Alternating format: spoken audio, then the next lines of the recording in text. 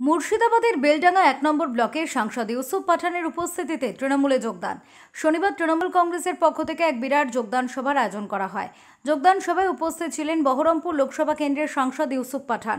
ইউসুফ পাঠানের হাত ধরে এদিন মহুলা ২ নম্বর গ্রাম পঞ্চায়েতে জাতীয় কংগ্রেসের প্রধান, উপপ্রধান সহ মোট ৫ জন গ্রাম পঞ্চায়েতের সদস্য তৃণমূল কংগ্রেসে যোগদান করলেন।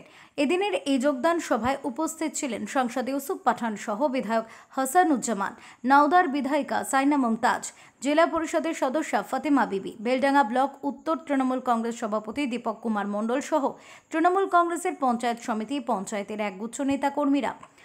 ব্লক সভাপতি দীপক কুমার মণ্ডল জানান, তৃণমূল কংগ্রেসের উন্নয়নকে সামনে রেখে মহুলা ২ নম্বর গ্রাম পঞ্চায়েতের প্রধান, উপপ্রধান সহ মোট ৫ জন সদস্য যোগদান করেন।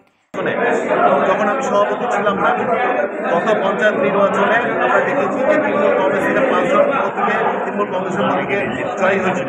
সেখানে টোটাল সদস্য ছিল ১৯ জন, তৃণমূল প্রতীকে জয়ী হয়েছিল ৫ জন এবং তারপর ৮ জন কংগ্রেস এবং নির্দল থেকে যোগদান আমি করাই।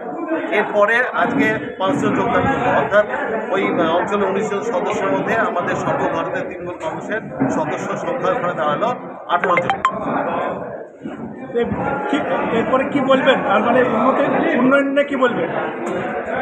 আজকে জয়েনিং করলো, ওরা কি দেখে জয়েনিং করলো? দেখুন, তারা আজকে মহতি যোগদান সভায় আমরা দেখেছেন যে এখানে উপস্থিত ছিলেন আমাদের সকলের প্রিয় ক্রিকেটার ইউসুফ পাঠানজি। তিনার সভা আজকে হওয়ার কথা ছিল, কিন্তু প্রাকৃতিক ওনাকে দেখে কি জয়েন করলেন? প্রাকৃতিক দুর্যোগের কারণে সেই সভা বাতিল হয়, ফলে আজকে যোগদান সভাটা আজকে কমিউনিটি হলে। ব্যুরো রিপোর্ট, ওঙ্কার বাংলা।